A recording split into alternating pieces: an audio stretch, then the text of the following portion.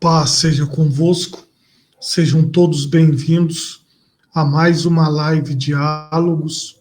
Vocês já têm se acostumado nesse período de isolamento social, todos os dias nós estamos aqui na internet trazendo uma palavra de edificação ou um convidado ou uma convidada. Hoje nós vamos compartilhar com vocês a nossa tela aqui para trazer mais um estudo bíblico, que nós já temos feito isso nesses últimos tempos. E hoje nós vamos dar continuidade a esse propósito.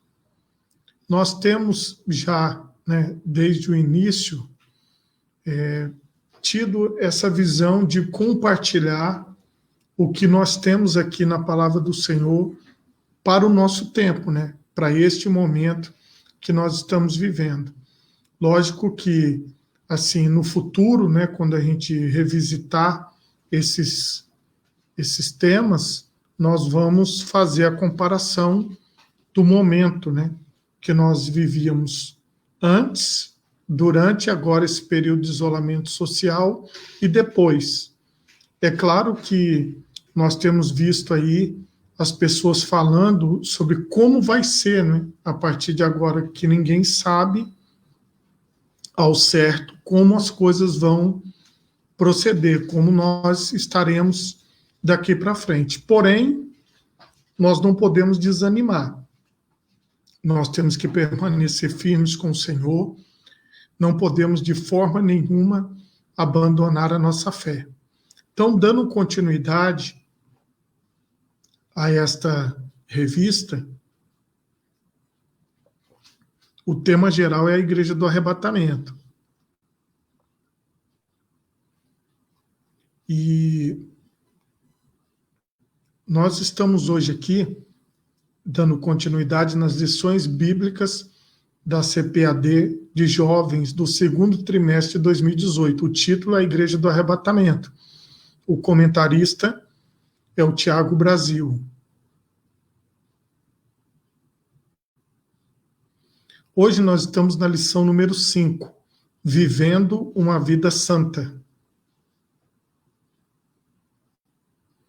O texto do dia está em 1 Tessalonicenses 4:8. Portanto, quem despreza isto, não despreza o homem, mas sim a Deus, que nos deu também o seu Espírito. A síntese. Deus nos convoca para uma compreensão de santidade que transcende os cerimoniais religiosos e os rituais de purificação humana. A chamada de Deus para nós, para a santidade, é algo pessoal, pois ninguém pode viver a sua vida, só você pode viver a sua vida. Texto bíblico, 1 Tessalonicenses 4, do 1 ao 4.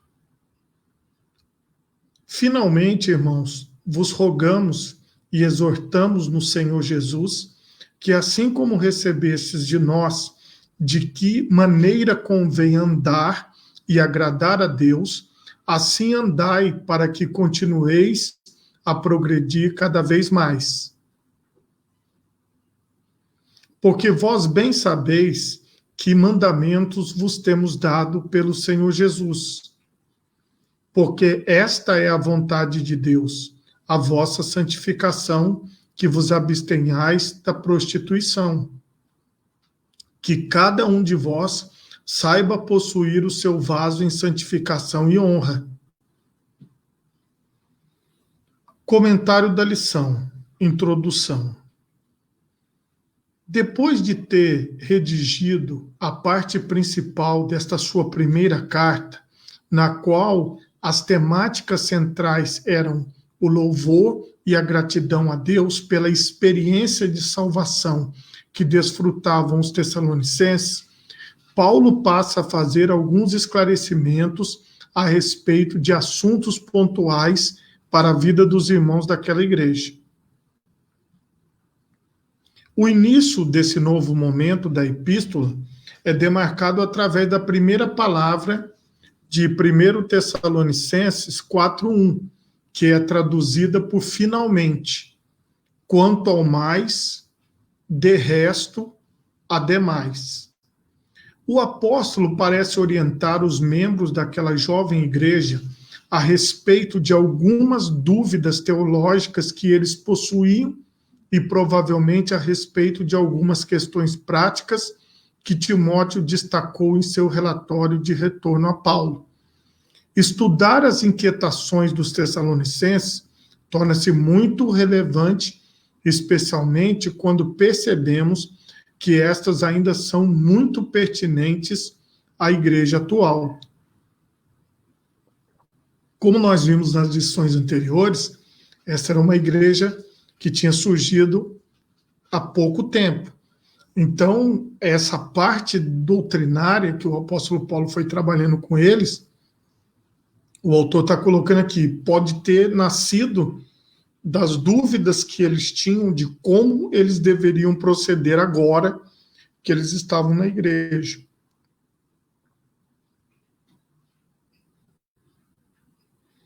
Ponto número 1. A vida santa que agrada a Deus.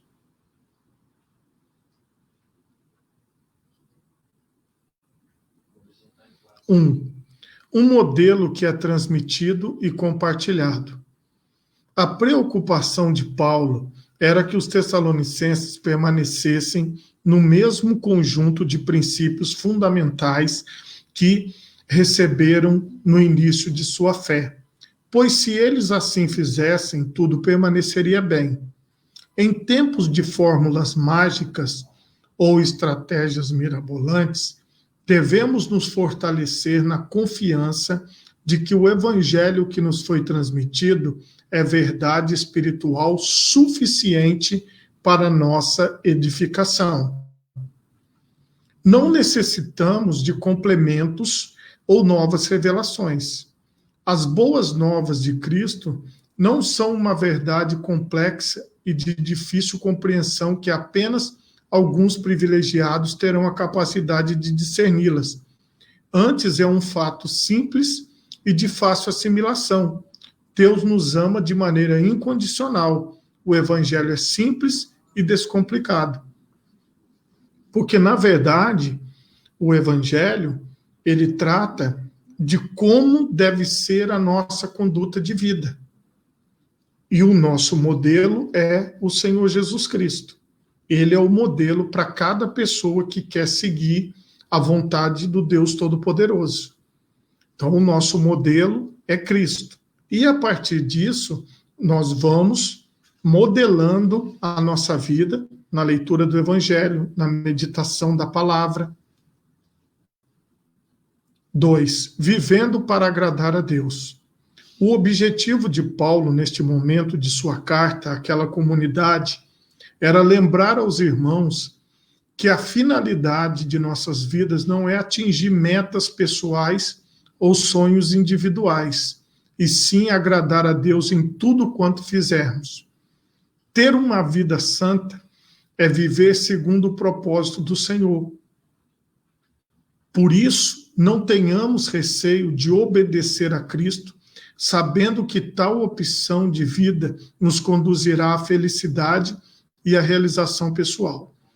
É preciso destacar aqui esse ponto onde ele diz que servir a Cristo não é seguir sonhos e metas individuais, mas é agradar a Deus em tudo que fizermos. Guarde bem isso daí. A manifestação do reino de Deus em nós é produtora de vida, libertação e alegria.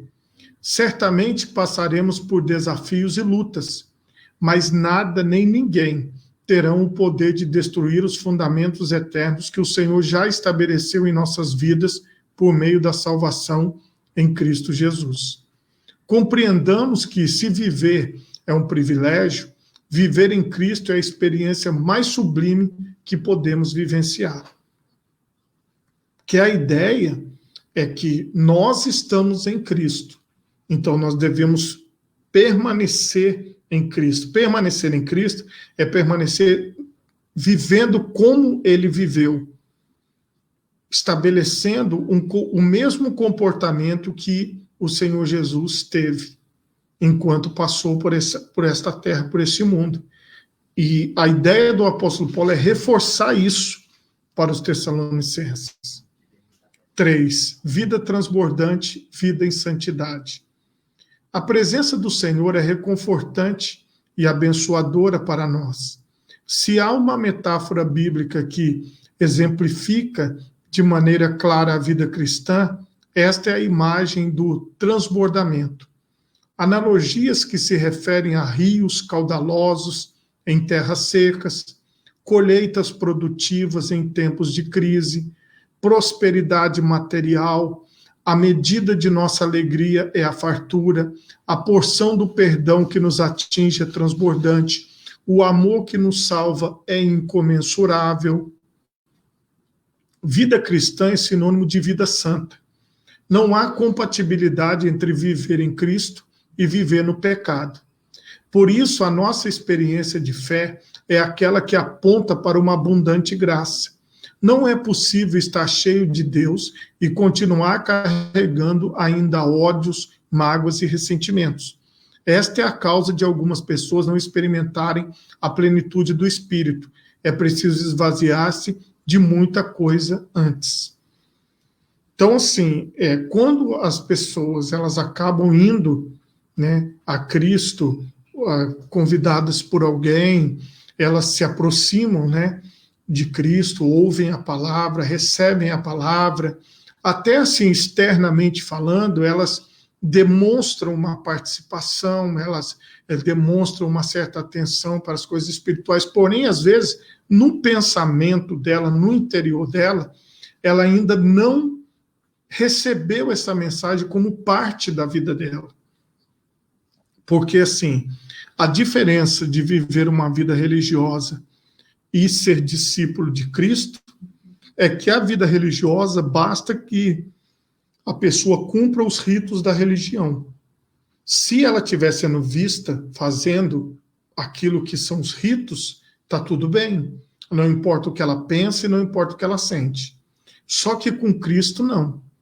Com Cristo, viver com Cristo é estar pensando como Cristo e também sentindo como Cristo. Por isso que é algo bem particular e bem interno.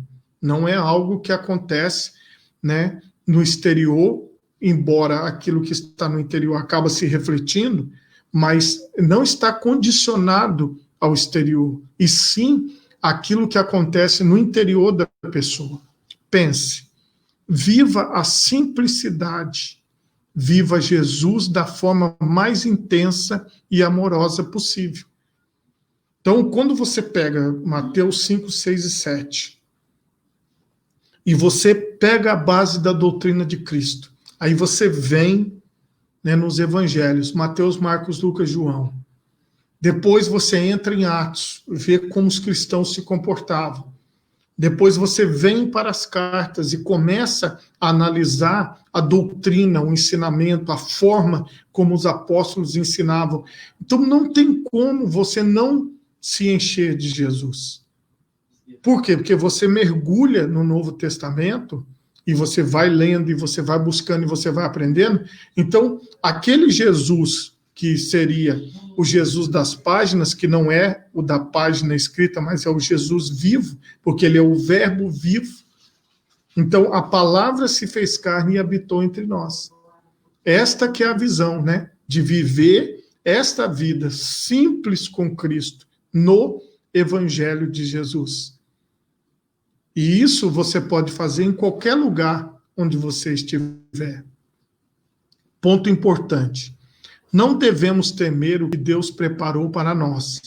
Por mais desafiador e espantoso que seja, certamente isto será sempre o melhor. Segundo ponto, o imperativo da pureza sexual. 1. A santificação como vontade de Deus.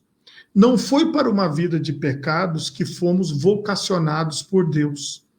Aqueles que são guiados pelos valores decadentes do mundo não conseguem aperceber-se da presença do Senhor. Veem apenas tragédias, dores e maldades.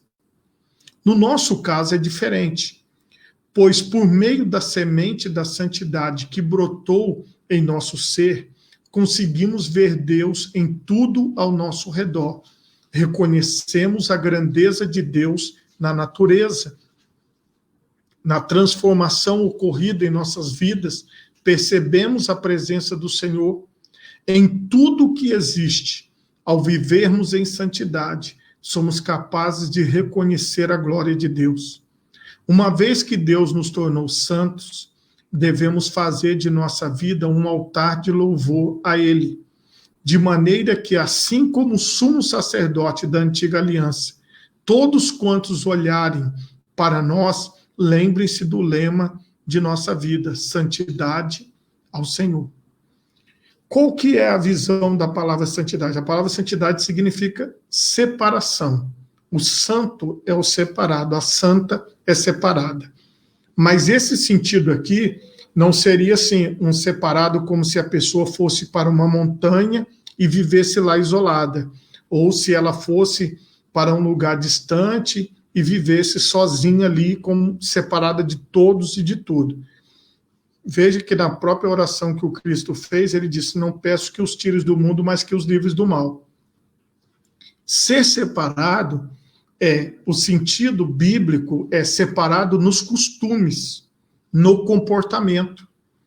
Você veja que existia, né, e até hoje ainda existe, a figura do prosélito. O que é o prosélito? O prosélito era uma pessoa que não era hebreu, não era judeu, que se convertia, e a partir daí ela adotava aqueles costumes. A pessoa passava pela circuncisão, e aí ela adotava a filosofia de vida da Torá, do Velho Testamento, do Pentateuco. Então, aquela pessoa começava a viver segundo aqueles princípios. Então, ela havia uma mudança naquela pessoa. Trazendo para a realidade cristã, qual que é a visão? Nós vivemos no meio das pessoas, porém, o que rege a nossa vida não é a prática da maioria. Não é a prática do que as pessoas estão fazendo, mas é aquilo que a palavra de Deus diz, seguindo o exemplo de Cristo. Esta é que é a visão cristã que o apóstolo estava passando. A questão de ser santo, ou sacerdote, como ele refere aqui na figura, ele estava no meio do povo, mas ele não podia estar em pecado. Por quê? Se ele estivesse em pecado e fosse oferecer o sacrifício, ele poderia morrer ali instantaneamente. Então, para que ele oferecesse o sacrifício pelo povo, ele não podia estar em pecado. Então, a ideia aqui da santidade, da separação, é que mesmo em meio à corrupção, mesmo em meio à sociedade corrupta, aquele que é de Cristo, ele permanece exatamente seguindo o princípio bíblico. 2. Santificação que se exige de solteiros e casados. Há em 1 Tessalonicenses 4, 3 e 5 uma explícita e contundente exortação paulina quanto à pureza sexual. Não nos concentraremos no debate a respeito do que significa o termo vaso no versículo 4, pois o mais relevante é compreender que o Senhor conclama os seus filhos a reconhecerem a sexualidade como um componente tão sagrado do ser humano quanto tudo o mais que nos envolve é. Não há nada de profano ou pecaminoso no relacionamento sexual entre os casados. Lembre-se disso. Seu corpo é templo e morada do Espírito Santo. Não profane o templo de Deus, você. Vocês vejam que o apóstolo Paulo, ele recomenda que os tessalonicenses abandonem as práticas sexuais que desagradam a Deus. Ele recomenda explicitamente. E ele recomenda o modelo bíblico. para que eles se abstivessem da prostituição e vivessem dentro do padrão que é o princípio da palavra de Deus. Esta é a recomendação que significa a santidade, no meio da sociedade, mas vivendo com o princípio bíblico. Porque naquela época, esses povos aonde o apóstolo levava a palavra, inclusive Tessalônica e toda a redondeza, eles não guardavam o princípio bíblico, porque eles eram povos considerados povos gentios. Então, eles tinham outros costumes, como nós vemos nas sociedades em geral. Quando você vai estudando, você vê que cada sociedade tem um costume, cada povo tem uma forma de entender a vida. E aí ele estava ensinando aquela igreja a entender as suas relações através da palavra de Deus, da orientação de Deus. 3. Vivendo num nível diferente de espiritualidade. Se de fato nossa espiritualidade é viva, é necessário que o padrão moral e comportamental do povo de Deus não seja o mesmo daquele que é adotado pelo mundo. Essa é a orientação de Paulo àquela jovem comunidade. 1 Tessalonicenses 4:5.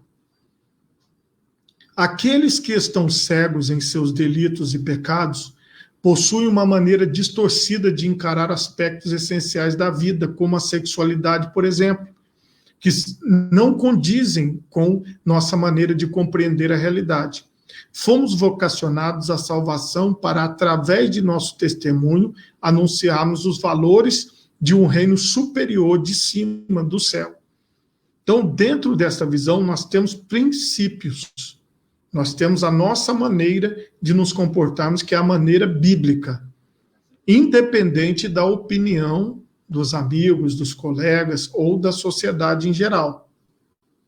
Pense, em tempos de decadência espiritual, exige-se de cada cristão coragem para contrapor-se à lógica lasciva desta sociedade.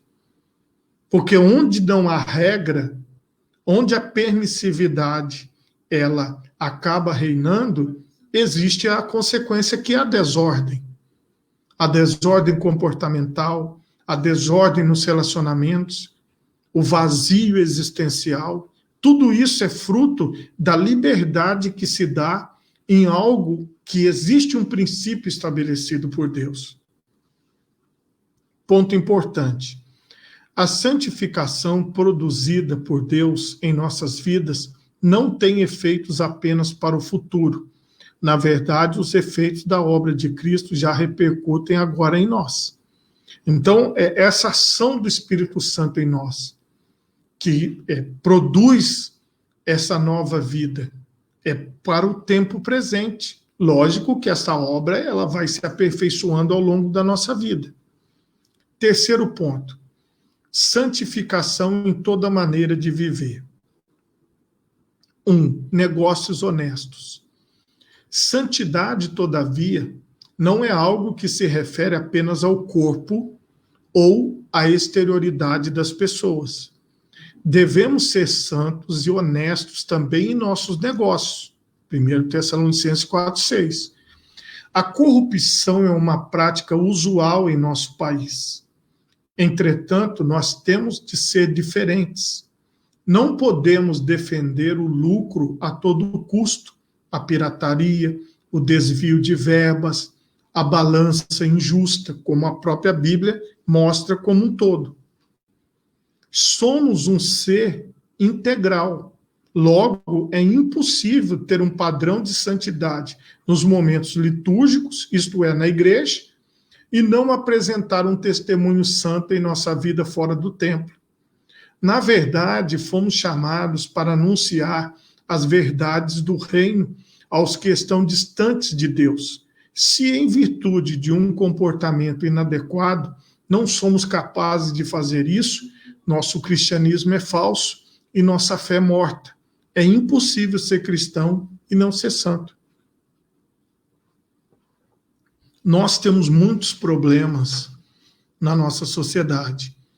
E nós temos assim uma corrupção enraizada em nosso país e que se manifesta nos mais diversos níveis, e nós temos observado isso, que inclusive no momento de dor como esse, que é o momento de pandemia, nós estamos observando superfaturamentos em respiradores e produtos hospitalares. Nós podemos contemplar também desvio de máscaras, né, pessoas roubando carregamentos de produtos essenciais para o atendimento. Só que, assim, às vezes, nós costumamos observar só essa grande corrupção. Mas nós observamos que, às vezes, nas pequenas coisas, a corrupção se manifesta. Nós temos algumas situações quando uma pessoa, por exemplo, encontra uma carteira que tem ali o dinheiro e tem os documentos, e as enquetes que se fazem se você encontrar uma carteira cheia de dinheiro, você devolve todo o dinheiro que está na carteira? Ou você devolve só a carteira com os documentos e diz que quando você achou já não tinha o dinheiro? Então, assim, nas pequenas coisas e nas grandes coisas, nós temos que tomar cuidado, porque o nosso Deus, ele nos vê em tudo.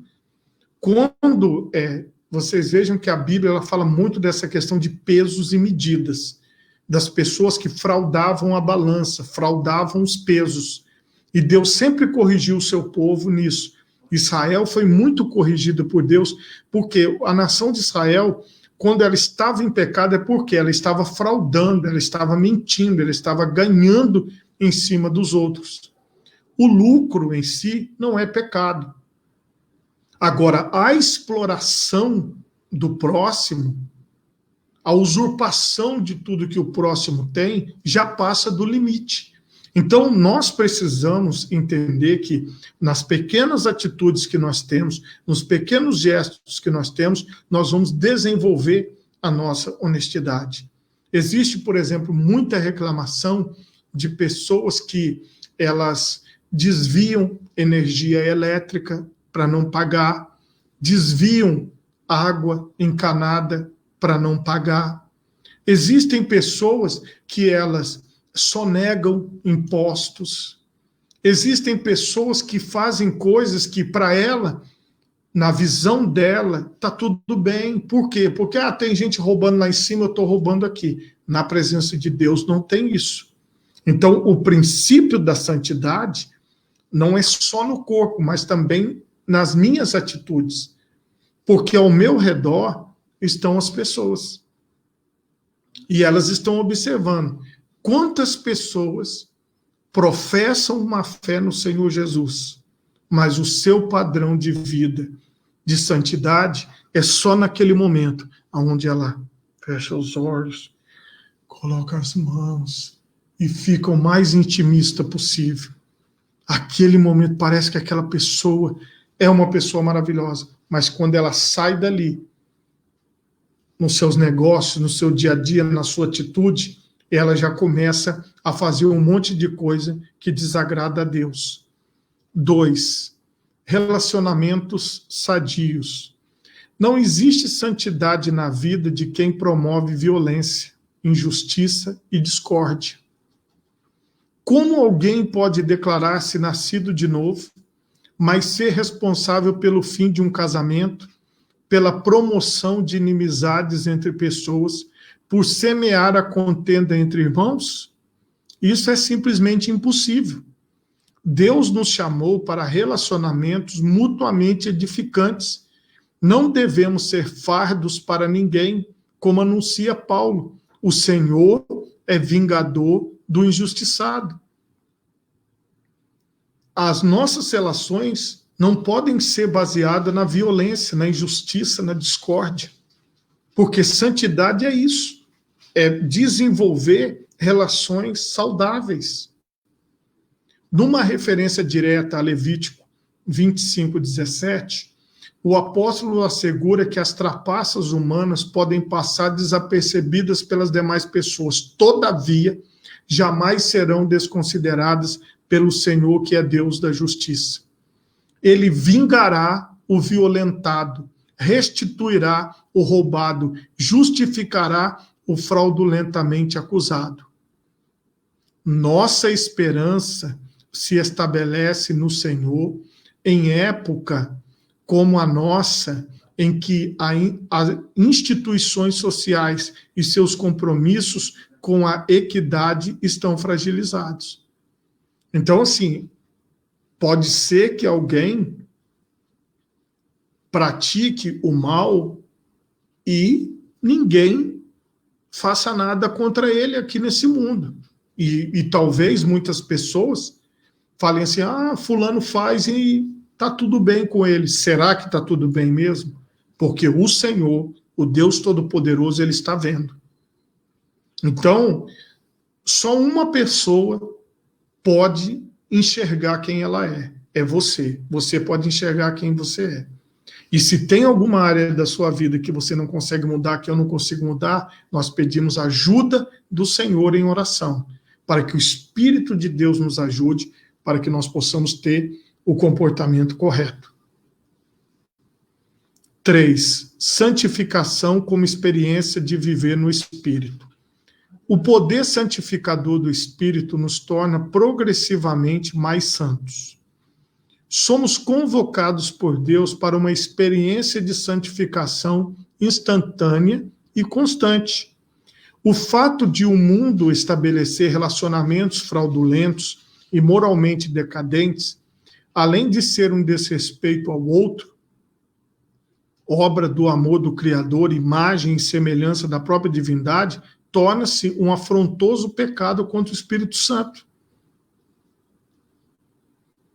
Ao tratarmos outras pessoas fora do nível de amor e respeito que elas merecem como filhos e filhas de Deus, estamos voltando-nos contra o próprio Senhor. A adoração a Deus sem comunhão com o próximo é puro rito religioso vazio, desprovido do real sentido do culto a Deus. Deste modo, viver no Espírito é uma experiência de comunhão verdadeira com o Criador e seus filhos. Então, isso é algo que você busca de Deus, a santidade, a separação, o comportamento baseado naquilo que ele orientou, naquilo que a sua palavra orienta. Isso é algo que nós precisamos estar constantemente buscando diante de Deus, como pessoa, como indivíduo que você busca isso. Por quê? Eu não posso ser santo por você, você não pode ser santo por mim. Eu não posso me separar por você, você não pode se separar por mim. Eu posso orar por você, você pode orar por mim. Agora, viver a minha vida não tem como. Muitas pessoas até gostariam de me incorporar, né, de entrar dentro de mim e viver a minha vida. Talvez muitas pessoas gostariam de viver a vida que você tem também. Entrar no seu corpo e tomar determinadas atitudes. Quantas vezes as pessoas gostariam de fazer isso? Se eu fosse você, eu faria isso. Se eu fosse você, eu faria aquilo. Mas ninguém pode fazer por você. Viver para Deus é algo que eu tenho que querer. E você tem que querer. E naquilo onde você observa que você precisa de ajuda, você busca a Deus em oração. Você busca aconselhamento de pessoas que têm mais experiência, que podem te aconselhar. E isso vai te fortalecer. E você vai crescer aos olhos de Deus. Pense. Os conceitos de santidade e profanação são guiados por componentes culturais ou por princípios bíblicos? Se Jesus permaneceu santo entre ladrões e meretrizes, casamentos e jantares, como devemos compreender a santidade? Isso é uma pergunta muito pertinente, essa segunda, para você pensar. Porque Jesus permaneceu santo no meio de ladrões e meretrizes, de casamentos e jantares, de lugares públicos. Ele permaneceu santo. Por quê? Porque o princípio dele, o comportamento dele, ele não vivia pelo meio, mas ele influenciava o meio que ele vivia. Então isso prova que a santidade é algo que eu decido viver com Deus e com a ajuda do Espírito Santo eu venço. Ponto importante. Em um mundo de ódio, preconceitos e posturas cada vez mais radicais, somos convidados para ser agentes do amor, movidos pelo Evangelho de Cristo, por uma íntima compaixão que nos faça ver as pessoas que, se não forem evangelizadas, não terão qualquer oportunidade de ver o rosto de Deus. Conclusão: não existe santidade quando há isolamento, ódio e negação do outro. Se somos as pessoas deixadas por Deus nessa sociedade para que ela não apodreça em seus extremismos sociais, cabe-nos a tarefa de iluminar os corações entenebrecidos por preconceitos e discriminações e dar sabor às vidas desesperançosas de justiça, bondade e paz. Ser santo é estar a serviço do bem-estar do outro. Uma frase sensacional. Ser santo é estar a serviço do bem-estar do outro.